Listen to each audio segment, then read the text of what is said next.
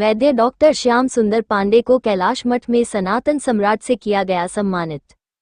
संवाददाता जमील अख्तर बताते चले कि आज दिनांक 13 मई 2025 को वाराणसी स्थित कैलाश मठ में आयोजित राष्ट्र के प्रति समर्पण के कार्यक्रम में मुख्य अतिथि के रूप में लकी बिष्ट राय एजेंट एवं विशिष्ट अतिथि के रूप में वैद्य डॉक्टर श्याम सुंदर पांडे, श्री बालोपुरकर कमांडेंट सीआरपीएफ, श्री काशी विश्वनाथ मंदिर उपस्थित थे। कार्यक्रम की अध्यक्षता महामंडलेश्वर स्वामी आशुतोषनंद गिरी जी महाराज थे। कार्यक्रम में कैलाश मठ के बच्चों के साथ अतिथियों ने सीधे संवाद किया। डॉक्टर श्याम सुंदर पांडे ने आयुर्वेद चिकित्सा जगत के बारे में विस्तार से जानकारी दी। रॉ एजेंट लकी सिंह ने बच्चों को भारत मां की सेवा करने और राष्ट्र के प्रति समर्पण की भावना की सीख दी। समारोह का संचालन देवेंद्र कुमार पाठक ने किया। अतिथियों का स्वागत स्वामी अनंतानंद जी महाराज, आचार्य जितेंद्र तिवारी जी ने अंगवस्त्रम एवं स्मृति चिन्ह भेंट कर स्वागत किया। कैलाश मठ के बच्चों ने अतिथियों का स्वास्तिक मंच वादन कर भव्य स्वागत किया। समारोह में मुख्य रूप से प्रवीण कुमार आशीष जी, स्वामी राघवानंद जी महाराज, आचार्य विजय शंकर शुक्ला ने वेद मंत्र एवं रुद्राभिषेक का कार्यक्रम संपन्न कराया।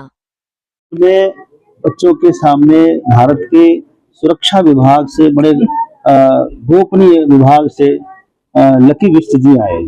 लकी बिष्ट जी गोपनीय विभाग में है, जहां जिसको इंफॉर्मेशन कहते हैं।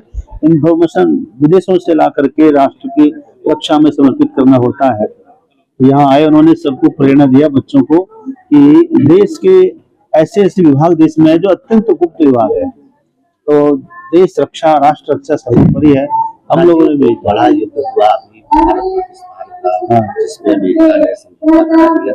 तमाम तरह के सवाल खड़े हो रहे हैं कि आखिरकार समझौता क्यों हुआ, आम नागरिक मारे गए, क्या कहना चाहिए?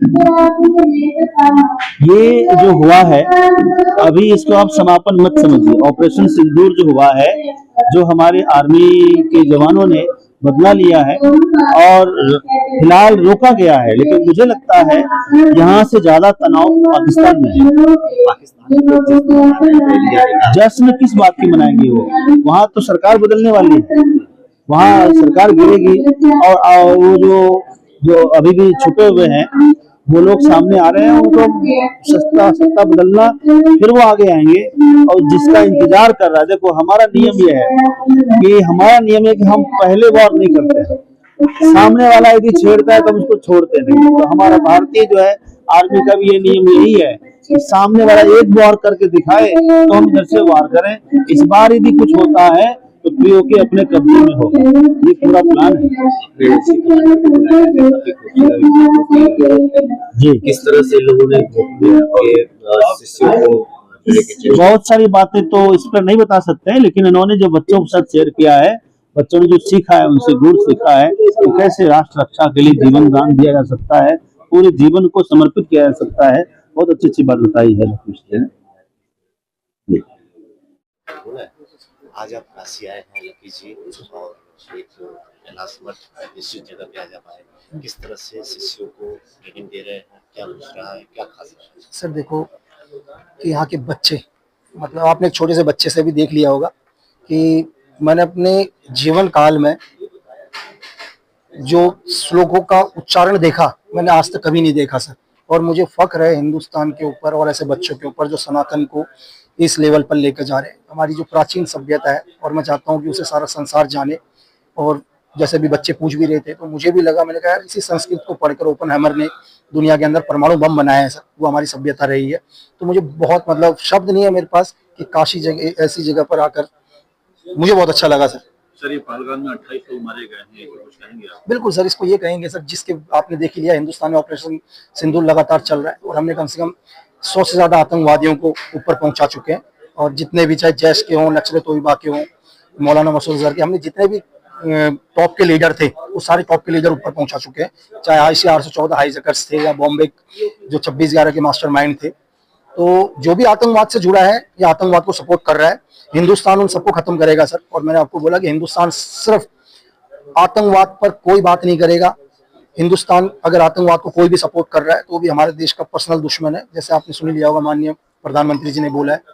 अभी आप थोड़ी देर पर कहे थे कि फिलिस्तीन के जो हमास है, उनको आप आतंकवाद नहीं सर देखो, ना तो मैं हमास को भी मैं नहीं मानता सर, और ना तो हम BLA बलूच लिबरेशन आर्मी को भी मैं टेररिस्ट नहीं मानता सर। क्यों सर, ऐसा क्यों?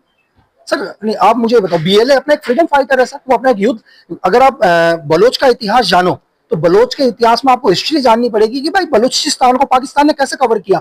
अगर आप किसी देश की जबरन किसी देश को कब्जे में ले लेते हैं तो वो अपना एक फ्रीडम, अपना युद्ध लड़ रहे हैं बलूचिस्तान लिबरेशन, मतलब BLA बलोच को आजाद करने के लिए। आप बलूचिस्तान के हालात में जाकर पूछो सर, ISI ने जहां हजारों युवाओं को गायब कर दिया, मैं आपको एक छोटा सा लाइन बताता हूं, उससे आप समझ जाओगे कि बलूचिस्तान की एक माँ पाकिस्तान आर्मी को बोलती है कि जो 5 दिन पहले आप मेरा बेटा लेकर गए थे, मुझे मेरा बेटा नहीं चाहिए, आप मुझे उसकी बॉडी दे दो। उस माँ को यह पता है कि उसका बेटा जिंदा नहीं है। उसको सोचने की कोशिश करो सर, जो एक माँ अपने बेटे को मांग रही है पाकिस्तान आर्मी की बॉडी से, तो अपने देश के लिए फ्रीडम फाइटर है सर वो लोग। फिलिस्तीन के हमास ने इजराइल पर आतंकवादी हमला कर, इसी को लेकर इजराइल वहां पर हमला कर रहा है, तो आप उसको आतंकवादी? सर इजराइल ने तो कसाब को भी आतंकवादी नहीं माना ना सर, वो तो अभी माना सर। आप इजराइल से भी ये क्वेश्चन पूछो ना कि जिस कसाब ने हमारे हिंदुस्तान के अंदर घुस के पूरे हिंदुस्तान को दहला दिया सर, आपने उसको क्यों 2020 से पहले तक आतंकवादी नहीं माना सर? शराब के ऊपर गैंगस्टर का तो क्यों लगाया? सर देखो कि उस टाइम के यूपीए गवर्नमेंट को लगा था कि 2 गैंगस्टर जो शूट आउट हुए या जो 2 गैंगस्टर मारे गए, उनके ऊपर एक के ऊपर शायद 18-20 किलिंग्स थी, दूसरे को 17-18 थी, और एज ए कांग्रेस के बड़े पॉलिटिकल सपोर्ट था उनको, तो वहां की गवर्नमेंट को, यूपीए गवर्नमेंट को लगा कि भाई ये शूट आउट लक्की बिस्ट नहीं करें, तो आरोप लगे सर। लेकिन आरोप लगना, देखो लगने के लिए तो आरोप कुछ भी लग सकते हैं सर, बाद में उन आरोपों को सिद्ध नहीं हुए, कोर्ट से बाइज्जत बरी हुआ हूं सर मैं। सर ऑपरेशन सिंदूर ही क्यों नाम रखा गया सर?